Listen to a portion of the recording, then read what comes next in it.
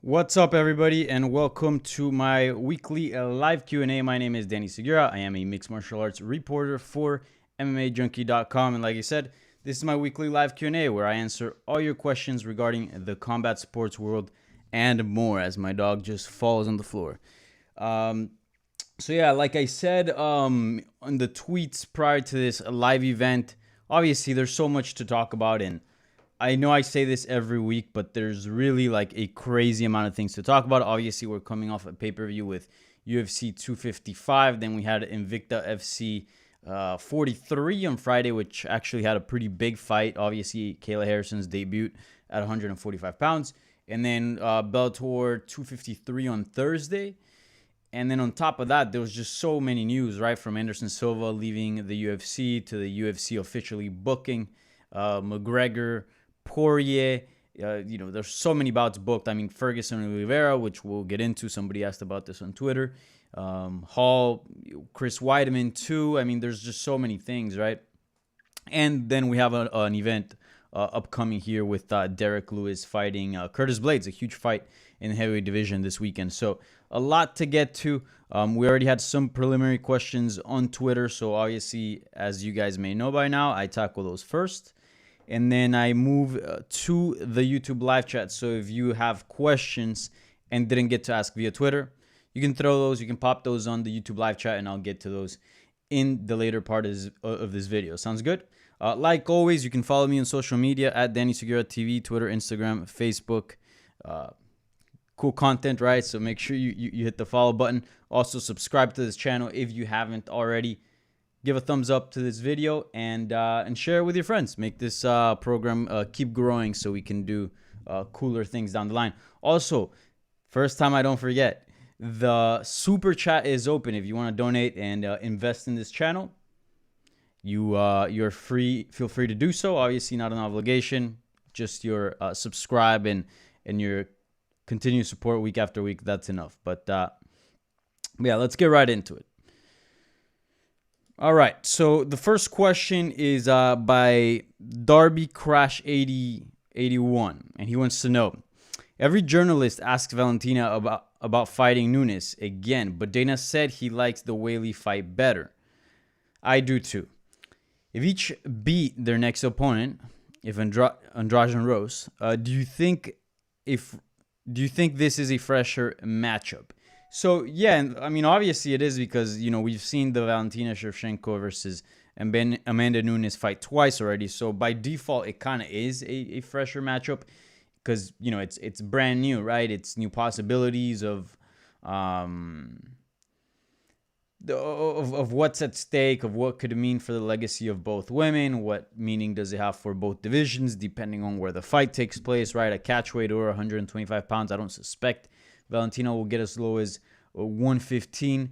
I do like the fight, but I just think the fight with Nunes makes so much more sense, and I think many of my colleagues do as well. Precisely, that's why she gets asked about that a lot more, because if you look at 115, I mean, Weili, as dominant as she looked, and you guys know I was not a Weili hater. I'm never a hater, always a lover. But I was a doubter, especially going into that Joanna Jędrzejczyk fight. And not because I didn't think she was good. I thought she was fantastic. I thought she was great. But if you look at who's done more in the sport and who's more tested and who's more proven to be world class going into the fight, that was Joanna Jędrzejczyk. I mean, Zhang Weili had some nice victories, but again, beating Tisha Torres, beating Danielle Taylor, who's no longer in the UFC. I think Jessica Aguilar, no longer in the UFC as well. So those are all solid wins. Those are all, game ladies. But again, Joanna Jędrzejczyk has just gone through Jessica Andrade, has gotten through, so many other names. Carla Esparza. Yeah, so Weili's record to that point was Danielle Taylor, Jessica Aguilar, Tisha Torres, Jessica Andrade, which is fine record. It's a fine record, don't get me wrong, but you can't compare it to Joanna Jędrzejczyk. So anyways, I thought that Joanna Jędrzejczyk was going to win that fight. She certainly came close to it, but I scored it for Zhang Weili. And then if you look at the division, there's still so many other matchups around, right? We'll see what happens with Tatiana Suarez, if she comes back or not. But Rose Namajunas, as you mentioned, still lingering there. I mean, you can't count out Joanna Jędrzejczyk. Their fight was razor close. I mean, easily Joanna Jędrzejczyk could have won that bout, and I don't think many people would have been complaining. And then let's also just look at the rankings real quick. I know those are the two top contenders off the top of my head, but I'm pretty sure there's more.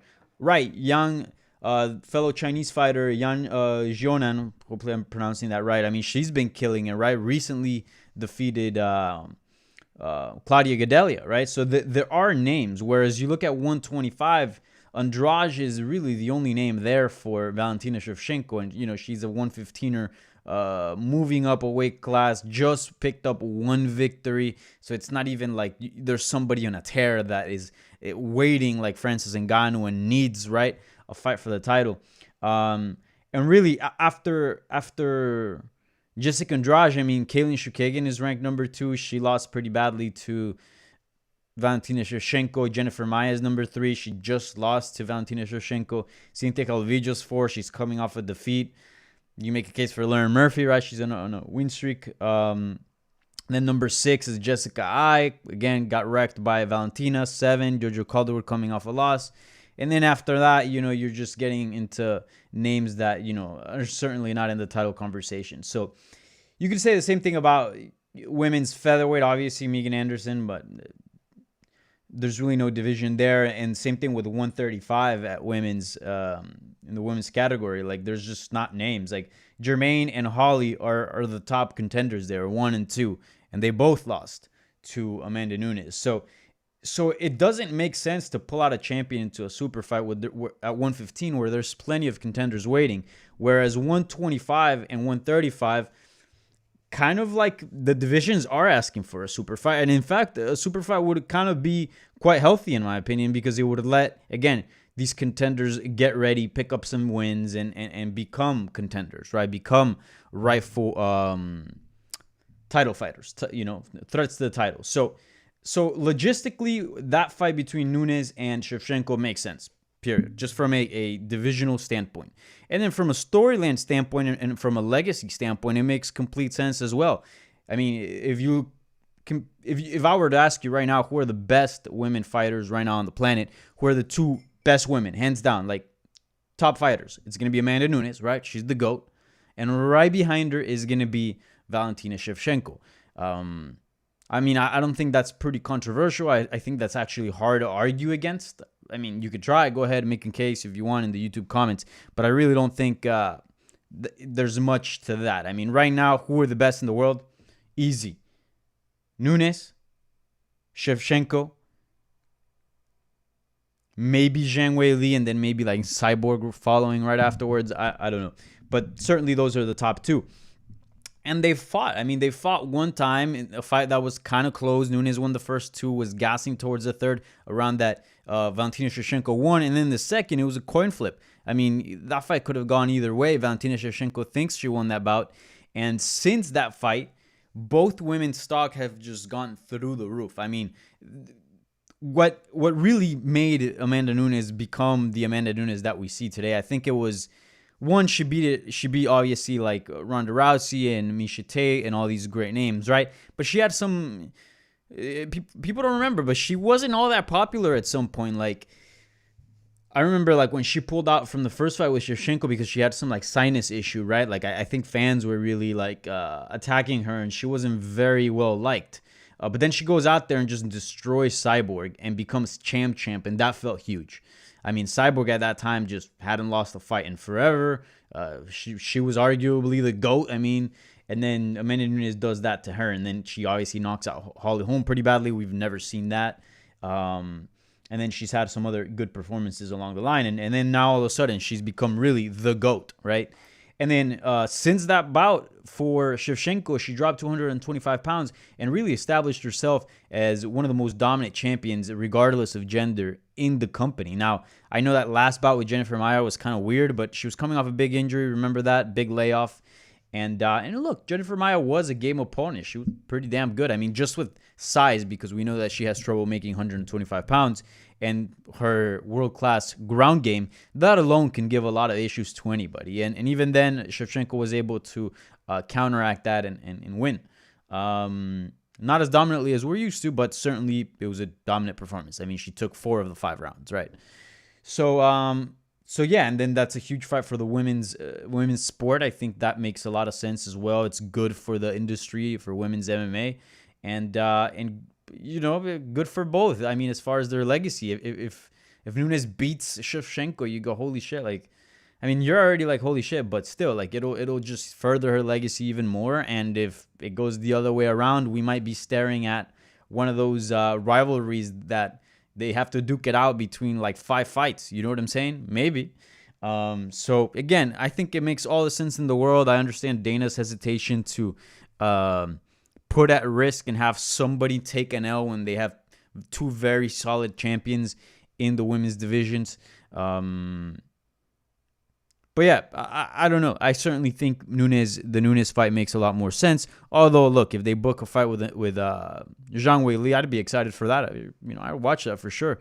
But the one I'm more interested in is Nunes Shevchenko. So I know, big rant here, but yeah, I feel very strongly about that.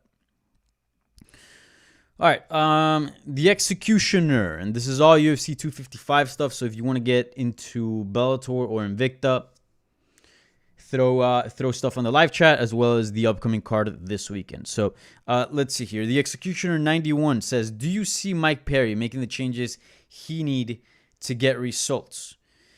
He has the advantage of being a natural fighter. But surely he can't last many fights against elite without an actual team, camp, coach, etc." Yeah, for sure. Yeah, I agree. I agree with that as far as I don't think he's going to have a long sustained career. Or he could have a long sustained career. I don't think he just gets past the top 10. I mean, even the top 15, I think that'll be kind of his ceiling if this is what he keeps on doing, just relying on his natural skills, which are pretty good, and not picking up new tricks. You could beat some of the guys in the top 15, right, from 10 to 15. Some of them, but not all.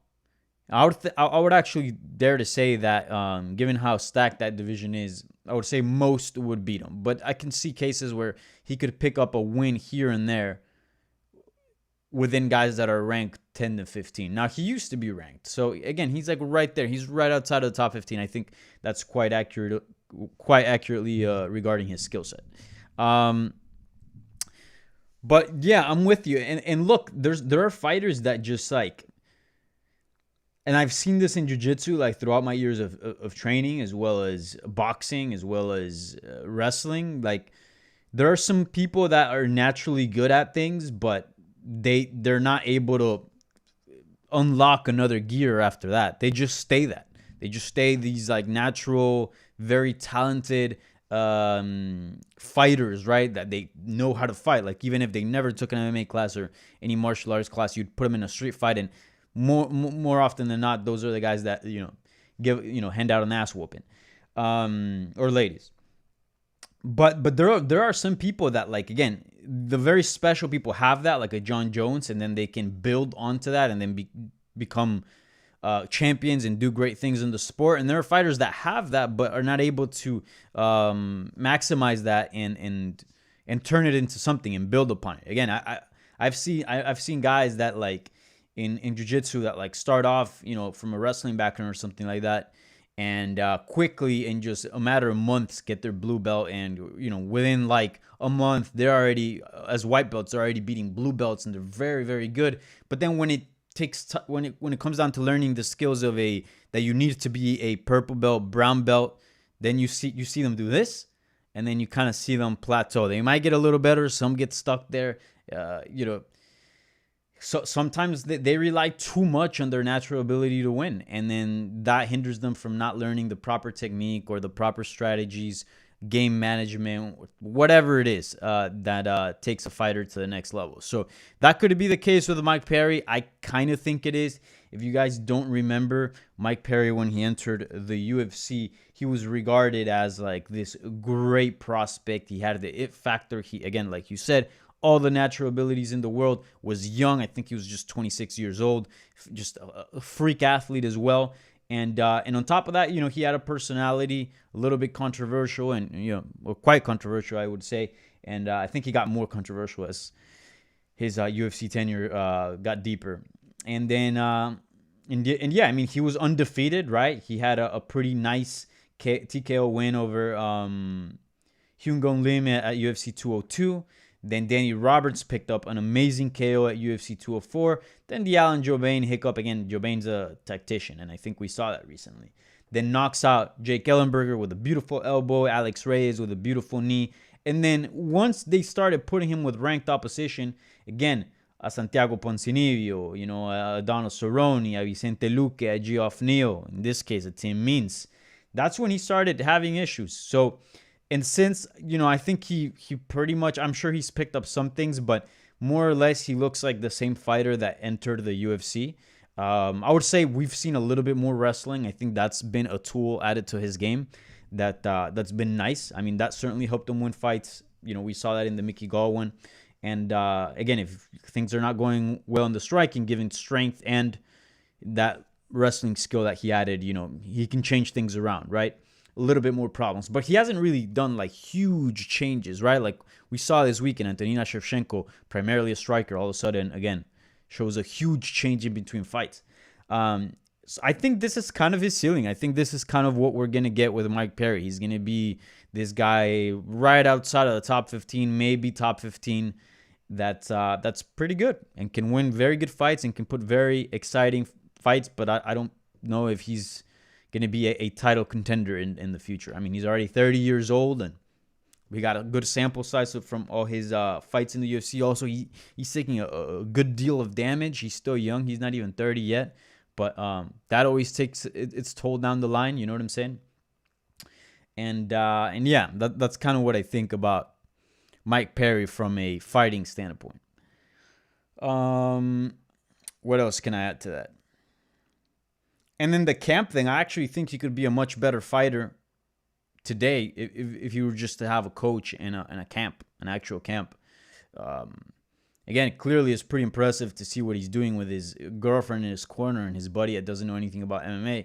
And given, he's winning UFC fights. I mean, he beat Mickey Gall and he had a close fight with Team Meats. It's not like he got washed. And he's doing that just because he knows how to fight and that's it, and stay in shape. That's pretty impressive. With a camp, he could definitely probably crack the top 15, but I don't know if he'll go in the top 10. Again, I've been proven wrong before, but that's you're asking, and that's my opinion. Now, with that being said, the Seaside wants to know who could fight Team Means next. Dude, I love Team Means. I think he's a great fighter, very underrated fighter. He's very much like a Josh Neer type fighter, except a lot nicer. I've met Josh Neer. Team Means is a great fighter. I mean, he has this like rep of being this like brawler and this very like tough dude, and he certainly is. I'm not saying that he's not, but he's a very technical fighter. He's a tactician. I mean, his striking is very good. His jab that night against Perry was amazing. His jiu-jitsu is not bad, and his grappling is not bad as well. But his striking is really good. His striking defense is great. I just don't think he has those physical abilities that others might enjoy over him, say like a Mike Perry, and that kind of hinders him from being a really, really top fighter. But from a standpoint, as far as like just skills, the guy's pretty damn good. And yeah, I love the way he fights. It's very exciting and, again, very technical. And when you pair excitement with technique, because technique can be boring sometimes, because it requires time to get implemented, and that can be that can lend itself to little action and be boring. But this guy's busy. This guy's busy the entire time. He's putting hands on you 24/7. So yeah, what's next for him? He's on a 2-fight win streak, defeating Mike Perry, and before that, the Argentine Laurano. So, I mean, did he ever fight Robbie Lawler? No, he didn't. I'd love to see Tim Means versus Robbie Lawler at some point. Obviously, Robbie Lawler was supposed to fight Mike Perry, but he pulled out via injury. So if the injury is not too bad, and he's able to return, say, early next year, then because I don't know what the nature of the injury is, then yeah, that would be a fantastic fight. Team Means versus Robbie Lawler. I'm in. I'm game. And I think those are the type of fights that he needs to be in. That's where he shines best. Let's look at the division real quick and see if there's anybody ranked that makes sense for him. There's a lot of guys that are unranked that are pretty good that could make sense. Team Means versus Carlos Condit. That sounds like fun. Did Team Means ever fight Matt Brown? I don't think so. Oh, yeah, he did. He lost via guillotine choke. I'd be down for a rematch. I know Chaos Williams is fighting Michel Pereira, but Team Means versus Michel Pereira, I'm in. Team Means versus Chaos Williams, I'm in. I mean, these are the type of fights that Team Means needs to be in. And I think the UFC recognizes that. That's why they hit him up when Lawler pulled out for the Perry replacement. Again, this is going to be the last question on Twitter. If you got other questions, feel free to throw that on the YouTube live chat, and I'll get to that in the later part of this video. So get them queued up, and I'll get to them in a few minutes. All right? Let's see here. A Passive Wokeness asks, did you cop next-gen console? Are you a PlayStation or crap Xbox fan? So for years, I've been a crap Xbox fan. I got an Xbox. I'm staring at my Xbox One right now. Looks beautiful, by the way, all white. I got so the black one that I had originally bought when it first came out, died. I don't know what happened with it, but it died. So I had to get a new one, maybe a year and a half ago, 2 years ago, 2 years ago. And now I'm thinking about switching. I was actually talking to Gabriel Benitez, UFC featherweight, and he's a huge gamer, huge. He's got he still to this day doesn't want to tell me how many consoles he owns. But I have a feeling it's it's a lot. It's not like he owns 10, 15 consoles. It's got to be like 50, 60 consoles. He owns every console. And not only every console, but every different, if the Xbox S comes out, he gets that. Like every single little variation. And it's all in boxes and stuff. Huge gamer.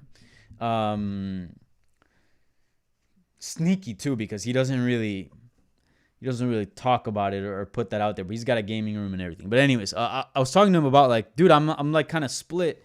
I don't know what console should I be getting. And he was like, yeah, this is a tough one. This was for the first time in the history of these two companies.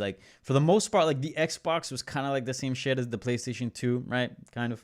PlayStation 3 was pretty much the same thing as the Xbox 360. Xbox One was basically the PS4, right? I mean, the exclusives, right, are different. You can get Gears of War, which I'm a big fan of, on Xbox, Halo, which I was a huge fan of. Not after Halo 3, I stopped being a fan of that. Well, I'm still a fan, but I just wasn't that much into it. I think they kind of fucked up a little bit the series with Halo Wars and all these weird things, ODST, and I don't even know. But yeah, this time around, I hear for example, PlayStation 5 plays much better with 4K televisions. So that interests me. I'm big on the graphics, right? So if it looks much better, everything else, I certainly would side towards that. Also, a lot of my friends have a PlayStation. I'm one of the very weird ones that has an Xbox. I have a few that have Xbox, but most of them have PlayStation. Luckily, Call of Duty and a few other games have crossplay now. The Last of Us, I've been dying to play The Last of Us, no pun intended, but I heard that's an amazing game, and I love zombies. That's one of the things that I'm into. I love zombie movies. I love zombie games. I love everything post-apocalyptic. And so I want to play the damn game because it's not an Xbox. But at the same time, because I'm into those kind of games, I'm a huge Fallout fan. So I've actually been playing a lot, replaying Fallout 4 in the last couple months now that I'm in quarantine because it's a very long game. And Xbox got the rights to Bethesda. So I'm scared that if I buy the PlayStation 5, then the Xbox might take out exclusives, Bethesda exclusives. Skyrim was one of them, right? If I'm not mistaken. And then I miss out on that. But at the same time, again, most of my friends have PlayStation. And The Last of Us is calling my name as well as the 4K stuff with the TV. And I also like the controller of the Xbox a lot better. So I don't know. It's a tough decision. It's a tough decision. I don't know what I'm gonna do. I'm not one of these type of guys that like buys two consoles because I just don't have time to play both. And frankly, I just don't want to spend the money. That'd be like a grand, over a grand. Like I don't have that kind of money to spend on video games. Uh, I'm 28, man. Like I'm not 18 anymore. So I don't know. I don't know. We'll see. For now, I'm just gonna play the Xbox One because like there isn't that many games out anyways for these new consoles.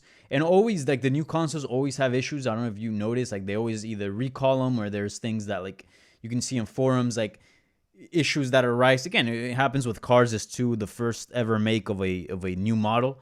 And then over time they like make it better. So again, much like my Xbox, my previous Xbox used to have like this power box that this Xbox doesn't need. And again, it had some issues because it ended up dying that this Xbox doesn't. So I think I'm gonna wait for like the second generation of those consoles, and then I'll make a pick once some games are out, and then I feel like I can make a more educated pick on Xbox or PlayStation. But for now, I'm citing PlayStation just because most of my friends have them, and playing on 4K is much better. Big rant here, but important issues. All right, so this is the time where I take things over to the YouTube live chat. Again, if you got questions, throw them there now, and I'll get to them. Remember, subscribe to this channel, thumbs up. Follow me everywhere at Danny Segura TV. Super chat is open if you want to donate some money. Yeah, we got about 30 minutes left here, so let's get to them. 1 second here. Whoop. All right. Eduardo Lopez. Ooh. Eduardo Lopez says, Buenos dias, Dani. Rank the following in order of least to most disappointed that they never happened. GSP versus Silva. Jones versus Silva. Rousey versus Cyborg.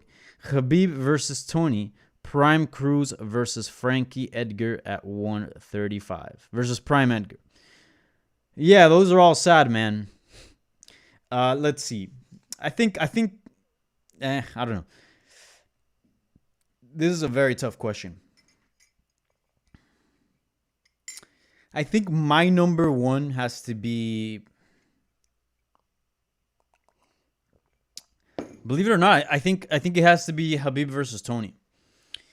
Because see, like these other matchups that you're mentioning, except for all of them really, they all involved a fighter from a different weight class fighting a fighter from another weight class, which is fine. There's obviously fights that involve people in different weight classes that make a ton of sense and should happen, right? But then there's always that barrier, right? Like, again, they didn't have to fight each other because they're not in the same weight class. With Khabib versus Tony, these two are in the same weight class, and they were for a long time the best two lightweights. And you could make a case that at some point Tony Ferguson was better than Khabib, because Ferguson's 12-fight win streak inside of the UFC was pretty much close to, or at least a portion of it, to title defenses. I mean, the guy won a title, first of all, the interim belt, and then he beat a lot of guys that fought for the title and that went on to become title contenders or were title contenders. So easily, Tony Ferguson, in my opinion, was the uncrowned champion of 155 pounds. And I think out of everything that I've seen, especially that Justin Gaethje bout at UFC 254, and proving that, hey, look, a wrestling defense approach might not be the answer, because Khabib will spam you, will overwhelm you with takedowns, and eventually you're gonna be on the ground. You really need a jiu-jitsu approach to beat Khabib. He's the best wrestler in MMA, period. You're not gonna stop that, period. When you're fighting Khabib, you're going to be on the ground. There's no question about that. The question is, what can you do on the ground? Can you survive on the ground? Can you not get submitted? Can you not take enough damage so the referee's forced to stop the bout and end the fight via TKO? And that's Tony Ferguson. He's got a ridiculous damage threshold. He's got amazing damage. He can cause amazing damage with his elbows and punches off his back. He's got very sneaky submissions.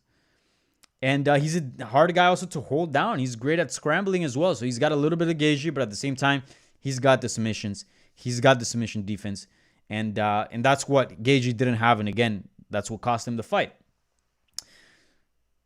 And then they're much older now because obviously a ton of time has gone by. They both went through injuries, especially Ferguson. Ferguson took a really bad beating, which is never good. We'll see how he does against Charles Oliveira.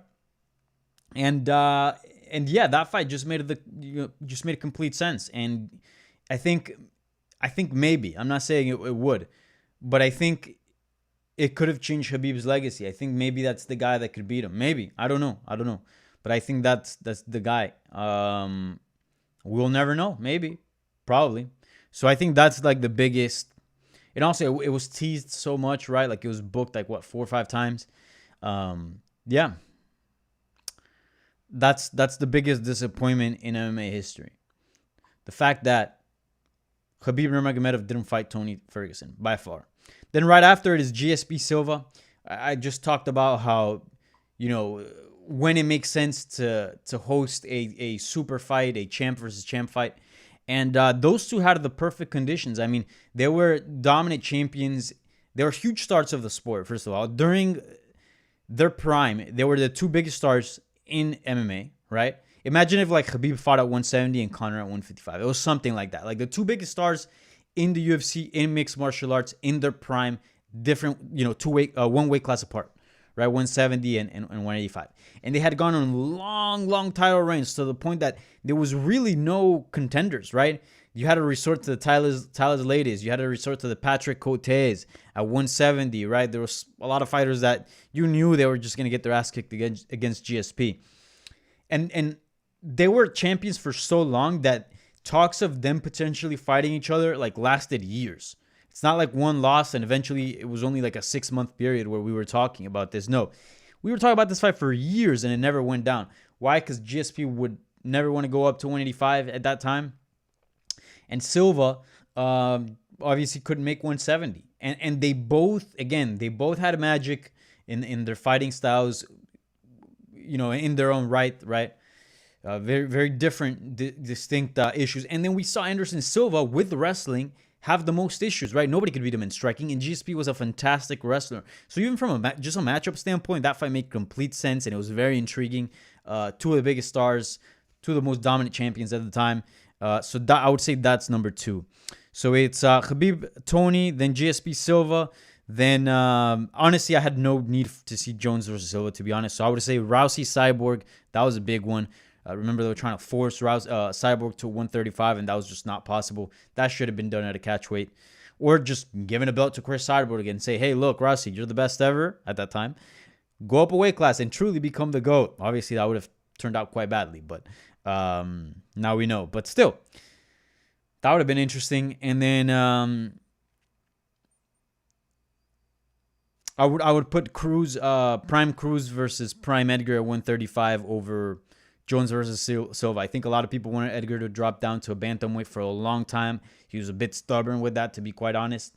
I understand. Again, it's a big lifestyle change and all that. Again, you're not obligated to do anything, but from a fan standpoint, like it was frustrating watching him lose to these bigger guys when like, hey, look, if you're fighting somebody your size, you probably have more success.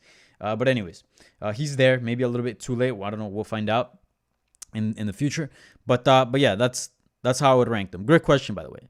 Khabib versus Tony, GSP Silva, Rousey Cyborg, Prime Cruz versus Prime Edgar 135, and then Jones Silva. To be honest, I never needed a Jones Silva fight. Jing Dot Jingling. Yo, Danny, keep up the good work. Thank you. Appreciate it. Love the support.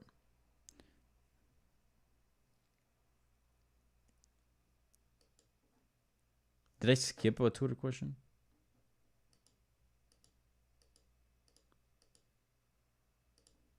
Oh, I thought I did. Anyways, sorry. Stufan Ilya says, hi, Danny. Do you think Michael Chandler should fight RDA, Dan Hooker, or Justin Gaethje? I think the fight that makes most sense is the RDA one. I mean, I thought, you guys know, I thought the fight that made most sense was Tony Ferguson, but Tony Ferguson is fighting Charles Oliveira on December 12th at UFC 256, if I'm not mistaken. And then after that, like Michael Chandler, again, he's a guy that was a replacement to fight for the title if neither Gaethje or Khabib would have made it to UFC 254. And so he's in that conversation, right? Already, by default. So if you're looking at like Justin Gaethje, yeah, he's high up in the rankings. Yes, he's a recent title challenger, but again, he's coming off a defeat. Dan Hooker coming off a defeat against Dustin Poirier, hasn't fought since. RDA, though, on the other hand, just beat Paul Felder. So again, former champion and on an actual win. And given the fact that Michael Chandler is a guy that is in the title mix, he shouldn't be fighting people coming off a loss because that wouldn't make much sense. I don't know how much it would do to his case of fighting for the belt. Now, fighting a former champion coming off a win, that's a different story. So I think the RDA fight makes the most sense. Michael Chandler, RDA, they had a little bit of trash talk. Obviously, RDA wanted a Michael Chandler to step in on short notice replacement and be that guy that Paul Felder ended up being, replacing Islam Makhachev. So there's a little bit of trash talk there. Obviously, not a whole lot. I'm not saying, this, there's years of history, but again, there's a little something there. Former champion coming off a win. Chandler needs a name. And I think that's the fight that makes more sense. Plus, timelines align. I don't think RDA took a whole lot of damage in that Paul Felder. I mean, he did take some hard shots, but it's not like he was cut or his suspension, from what I remember, was quite lengthy. So I think that fight makes sense. In matchup, Dan Hooker versus Justin Gaethje. F it. Why not? Both coming off a loss.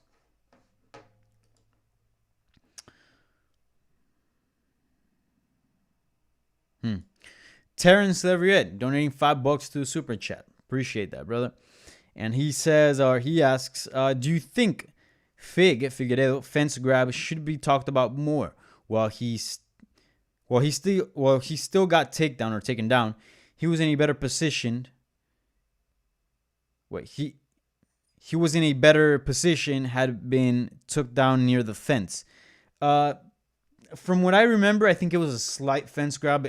You didn't see like the pullback. It's not, it's not like he grabbed it and then he was taken down and then you see like his body yank because he's holding onto something. It kind of just looked like this. So I don't think the fence grab actually mattered a whole lot. And I think I only saw one. I know you say fence grabs, but I think I only saw one. Or at least one clear one. And I didn't feel like it was that bad. Again, sometimes you see literally guys falling, grabbing onto a fence, and that literally just shoots them back up. And then that's when you go, okay, that was supposed to be a takedown. But not on this one. I mean, it looked good. And I think either way, Alex Perez was going to lose that fight. I mean, it was pretty clear by how quick Figueiredo won that he was just the better fighter. And Alex Perez is a great fighter, a young fighter, still developing. But again, Figueiredo is just farther down the road. So no, I don't think there should be much into it, to be quite honest. And I didn't see many people talk about it, to be honest with you. Terrence. All right. Got a few more minutes here. Why would Nunes fight Shevchenko again? Only motivation would be if UFC offered her a load of money. Well, if you're looking at Nunes and she's looking at her options, what are the biggest super fights I can possibly make for my career? Maybe a rematch with Chris Cyborg is up there. Obviously, Chris Cyborg is still a big name. And certainly a second win would be nice to have on her record. And yes, she's beaten Valentina twice. But if you're looking at super fights, what's the biggest super fight I can do right now? It's the Valentina Shevchenko one. And look, she likes money. We know that. That's mainly what she fights for. I mean, I'm sure she cares about her legacy. But she's been pretty vocal about, wanting to make those big bucks. In a fight with Shevchenko would be big.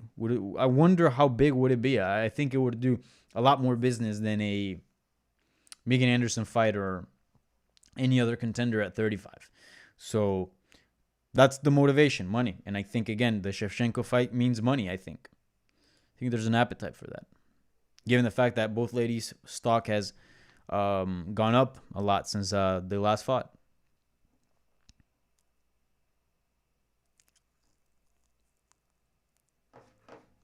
Let's see here.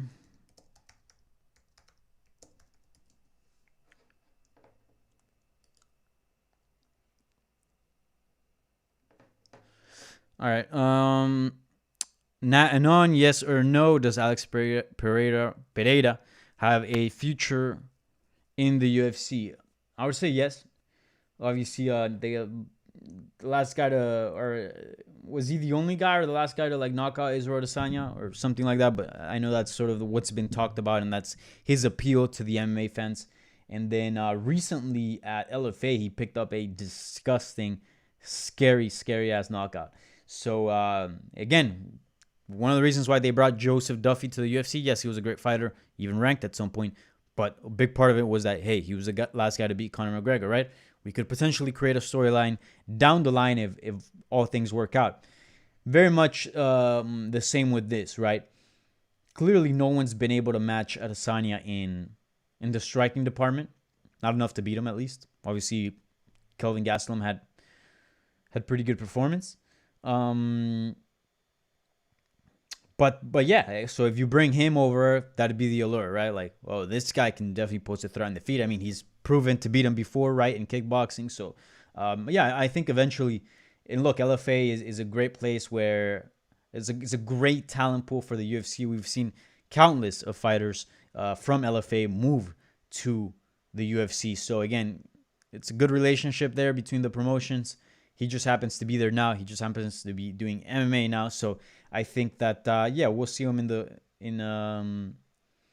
UFC if he keeps winning at some point. Again, he's only 2-1 in his career as a professional fighter, so quite early to get him into the UFC. So I think they're just gonna let him simmer in the LFA, and then if he manages to be good in MMA and get wins, he'll eventually make a jump. But I'm confident that he will.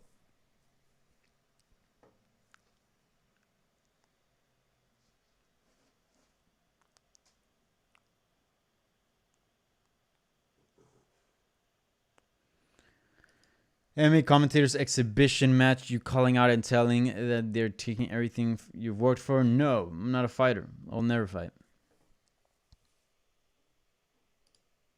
Much less like people in the industry. There's like this weird thing in like MMA fan base where they want to see like media members and commentators like fight each other for whatever reason. Like, dude, that'd be horrible fights. Like, no one really knows how to fight like what you see in the UFC, and not even like in these regional promotions, right?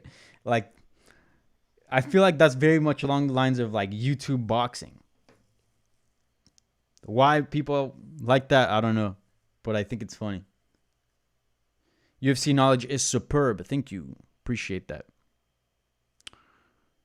Ooh. Do you see Demetrius Johnson coming back to the UFC at the end of his current contract? If Figueiredo is able to hold the belt and run through the contenders in the early rounds. Let me see what I can dig up. One championship has very obscure, very unknown and mysterious ways and things that they do. Frankly, I don't know a whole lot about the promotion, to be honest. But let me see with a quick Google search if I can find out how many fights did Demetrius Johnson sign for with one championship.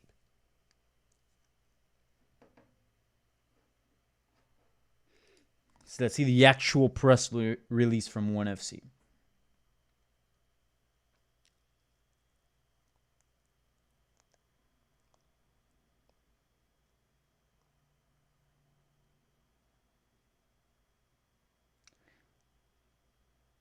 Doesn't say. Huh. Landmark deal. Megastar competed at home. Material case.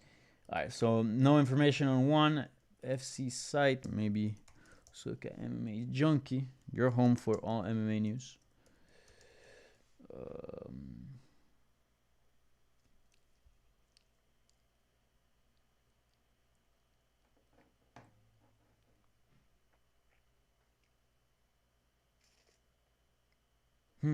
Can't find anything.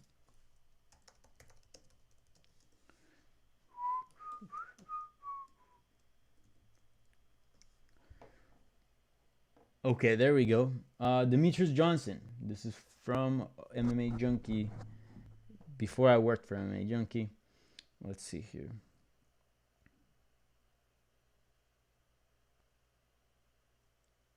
It doesn't say. They didn't. Yeah, they didn't. They didn't.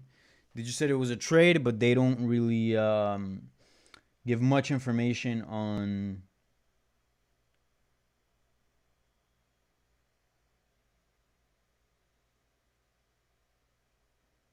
They don't give much information on the contract. I don't know. I talked to Demetrius Johnson. If you guys remember, was it earlier this year in like January or it might have been late last year? I had an interview with Demetrius Johnson for MMA Junkie, and I asked him, I'm like, how many fights do you have on your deal with one championship? And he said, none of your business. That's what he said. And then he went on to, yeah, he said it jokingly, but being serious at the same time. And then he was like, nah, dude, I plan on finishing my career here at one championship. I love it here. I don't plan on going anywhere else. We know that MMA is not really, he doesn't love MMA. I mean, he loves training. He loves the martial arts aspect of it.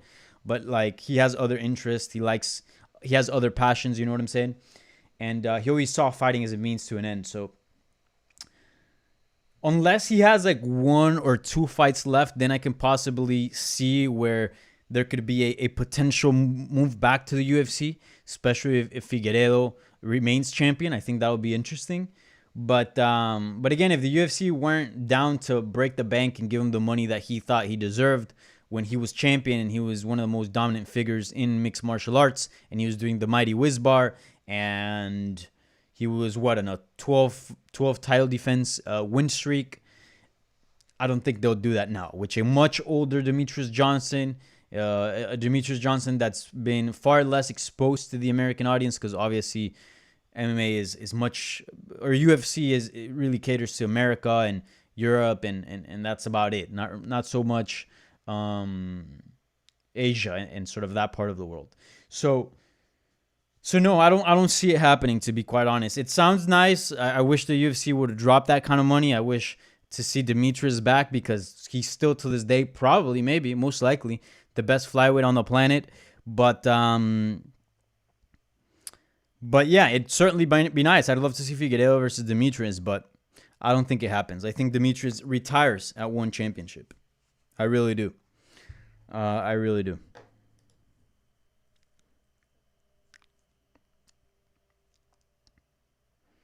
Do you think DJ will ever return to the UFC? Man, if him and Davison would it be a great fight? Yeah, what's up with the Demetrius questions? First time ever. Like, people want to know about Demetrius. I mean, I love Demetrius, don't get me wrong, but I don't usually get these type of questions. Do you think Ortega was onto something when he said he likes the Khabib fight? Yep, he's got the jiu-jitsu. I mean, he's not afraid of being on his back. You can't be afraid of being on your back when you're fighting Khabib. If you are, you're losing already. Certainly, I think the size would be different. But again, he's very much like Tony Ferguson. I just think Tony Ferguson is a little bit crazier, and you need to be a little bit crazy to beat Khabib. Just let alone just step in the cage with him.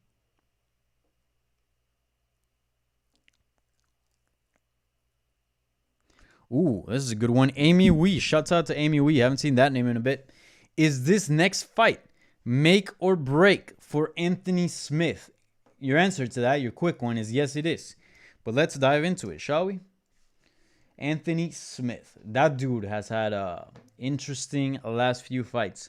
So he's on a 2-fight losing streak, and he is 1-3 in his last 4 bouts.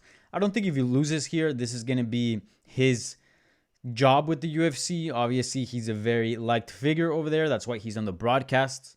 That's why he always gets good matchups. He headlines cards, right?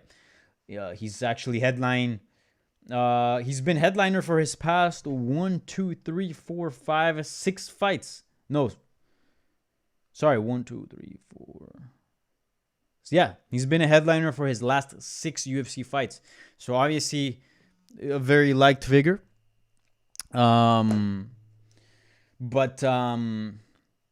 But yeah, he's had some tough losses. I mean, The last one against Rakic was complete domination, and then the one against Teixeira was complete domination as well. Now, fortunately for him, Teixeira's looked like just like your next champion, basically defeating Thiago Santos as well. So again, that kind of loss looks a little better now, right? Hindsight in 2020. But still, he's had some pretty bad defeats. Again, not that I didn't think he was good. I'm a fan of Anthony Smith, and I've had many interactions with him, especially when I was producing the MMA Hour when Luke Thomas was hosting it. We had him on the show many times, and I had a lot of conversations with him because obviously one of my functions there was calling the guests and making sure the show ran according to schedule, right? And so I would always briefly talk to him before he hopped on. He was always nice. I had conversations with him, and always a very cool dude. But I'm not saying that he was overrated, but because he's certainly a good fighter. But I do think like this notion that like he could have been champion, or like he was like the very best or one of, I don't think that was entirely accurate. Again, beating Rashad Evans with a KO at that point in time with the Rashad Evans, to be honest, is not all that impressive. But again, it sounds more just because Rashad Evans is a former champion. Same thing could be said about Shogun Rua, who at this point should definitely retire. The Volkan Ozdemir win was a very solid. I'm not taking anything away from that. Loses to John Jones. Then that's when I was kind of skeptical of him. I'm like, I don't think he's that good. But then he submits Alexander Gustafsson. And to submit Alexander Gustafsson, you got to be pretty damn good. You got to be top 5. And then he has really bad losses against Glover Teixeira and Rakic. So I love Anthony Smith. I think he's a great fighter. I just think that I don't really think it's about his skill set, because like in the Glover Teixeira, when he was game, he was like game. He was doing quite well. I think it has to do something with mindset. He has like a thing where like kind of like deer with the headlights. I don't know what exactly the right metaphor in English would be there, but like when he gets surprised in a bout with something his opponent brings or something, he kind of gets like overwhelmed and then kind of shuts down. I think we saw it with John Jones. I think we definitely saw that with Glover Teixeira. I mean, the guy was killing it before Glover kind of showed him a few things and surprised him with a few things, and then things started going south. And then I think with Rakic, he never really got going. But skills-wise, I think he's pretty good. So, again, he's taking a big step down in competition, rightfully so. I mean, they should have done this a bit ago. You guys know I'm a big fan of the boxing model where, again, you give guys tune-up fights, right? He hasn't really had the chance to do much of that. He's been fighting killers all the way through, which is good if you want to climb the rankings, right? Because you can have 2 defeats, but then if you get beat a killer, then you're right back in there. But for longevity, I don't think it's the best recipe. But again, so they give him a step down in competition, fighting Devin Clark, who I believe is in the rankings, still a pretty damn good fighter. I mean, to be in the rankings, you got to be pretty good. Let me check the rankings out. Devin Clark, is he? Or actually, he might not even be in the rankings. He's not. So he's fighting somebody outside of the rankings. So this is a fight this is a tune-up fight. This is what it is. A tune-up fight, and tune-up fights, I love tune-up fights because they work either way. Either you get a guy that is a big name in the division and is a big player and you need him winning. You get him a nice win. You get him some momentum. You get him some confidence.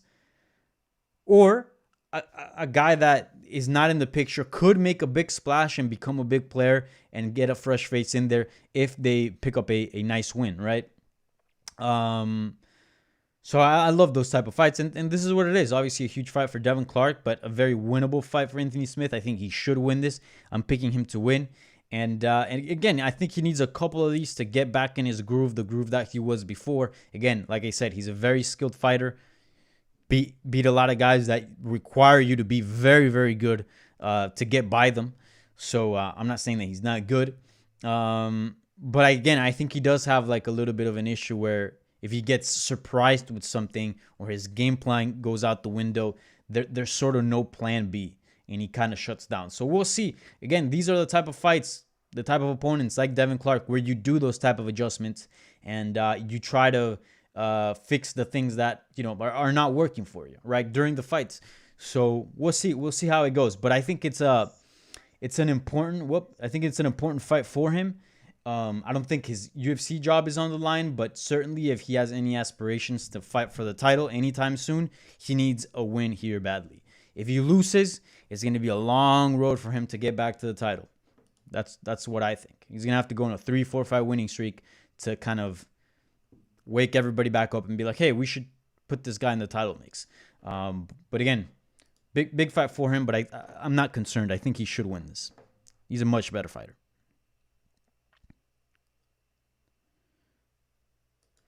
Thanks for recommending the Bellator 254, the Bellator 252 Yaroslav Amosov versus Logan Storley fight. It was amazing. Told you guys, I mean, that was a fantastic fight. Amosov is very soft-spoken, which kind of sucks because you would.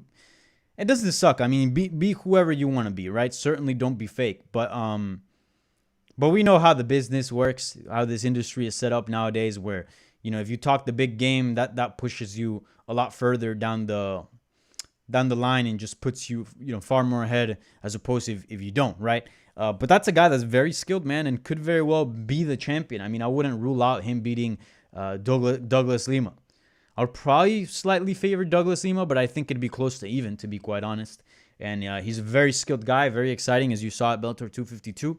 But again, he just doesn't have the name. But the skills are there, man. The skills are there. Great fighter. Logan Storley as well. Very good fighter. Very good prospect. Until that point, he was undefeated and did very good in that fight. All right, we got a few minutes left, and then I got to bounce. Noe Kowalan says, what's the future of Korean Zombie? Does he still have a path to the title? I don't think so. Never say never. We've seen stranger things in MMA for sure. But let's pull up his record here. He's pretty old for the featherweight division. He's had some bad losses. Oh, he's not that old. He's 33. I thought he was a lot older. I guess, yeah, there is a path to the title. He is ranked. It's a difficult one. But yeah, there always is. There always is. Let's see who he fights next. I think if he puts a 2-3 fight winning streak, luckily for him, that division is not full of contenders. It's a division that kind of lacks a little bit. But yeah, I think 2-3 wins, he's back in there. There's definitely a path back for Korean Zombie. I take that back. I was being too negative. Definitely a future for Korean Zombie and definitely a path back to the title. How likely that is, I don't think very likely. Again, losing to Brian Ortega pretty convincingly. And there's very tough names over there, but yeah, there's always a path. There's always a path. He puts on 2 good wins, and we'll be talking about him for potentially challenging for the belt again. I mean, at that point, he'd be 4-1, losing to Ortega. So we'll also see what happens with Ortega, what happens with the champion. So, because if Ortega becomes champion, then, necessarily not good news for Korean Zombie. But if other champion stays a fresh face there, especially one he's beaten before, or Volkanovski stays champion, that there's definitely something there for sure. We'll see. But certainly the loss to Ortega was not good.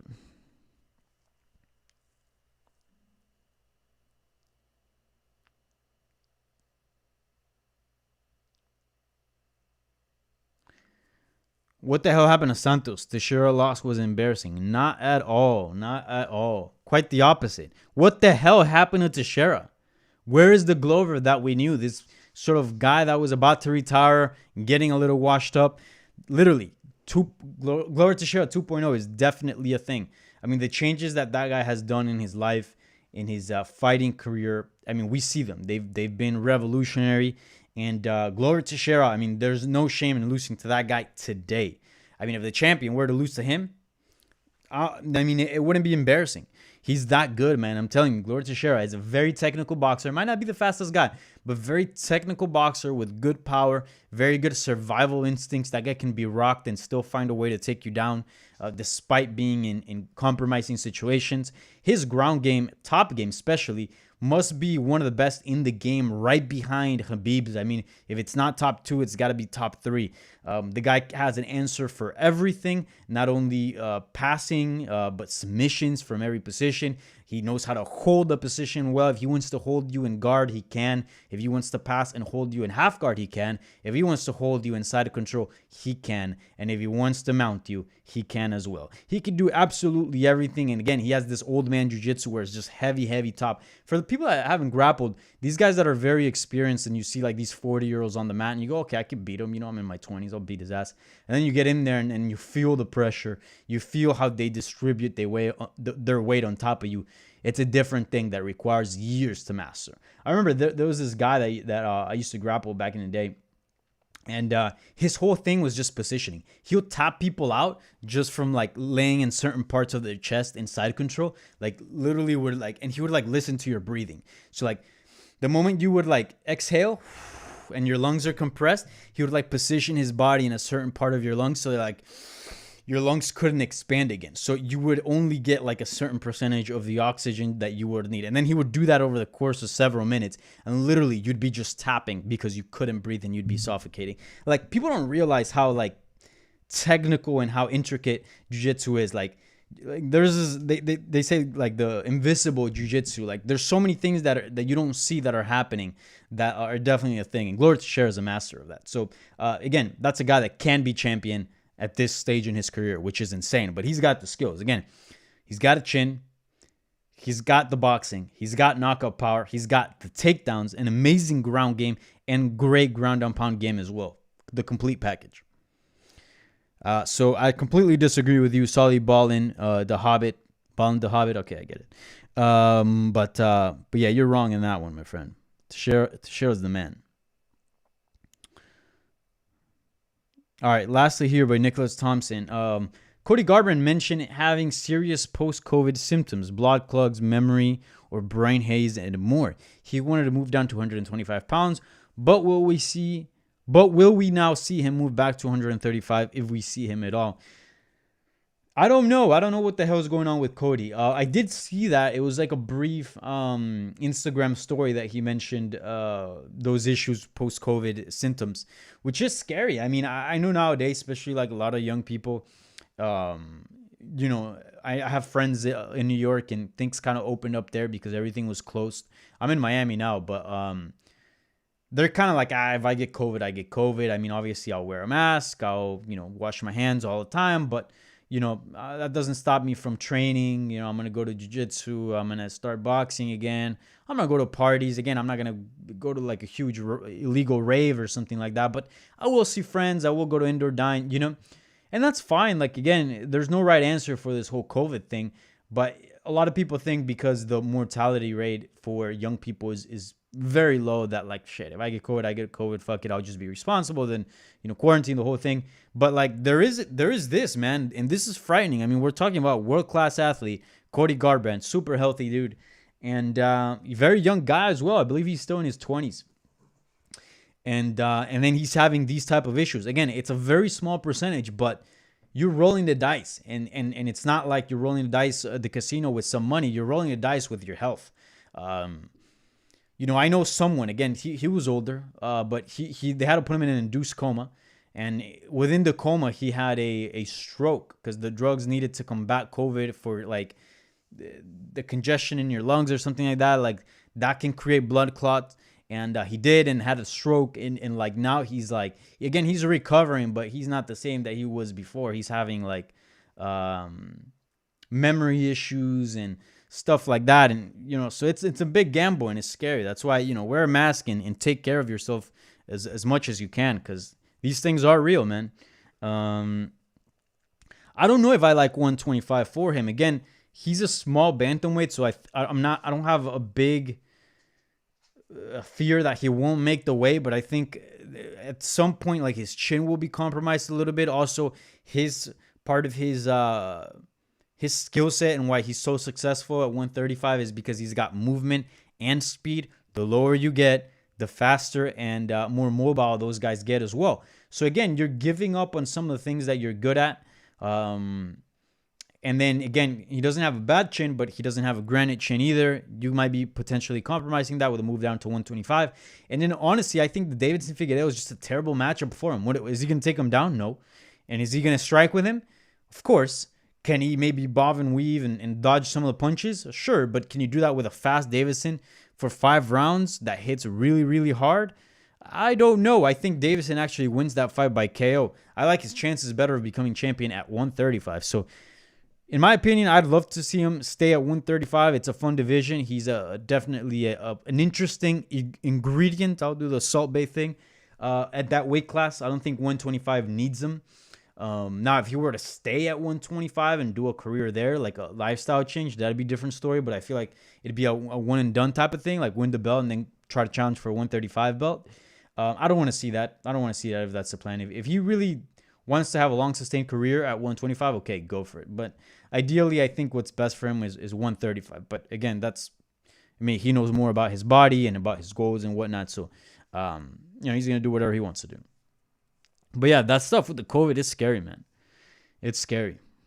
Because that's the thing. Like, it's a new virus. We don't know what consequences it's going to have a year or two from now from the people that tested positive. It's crazy. All right. All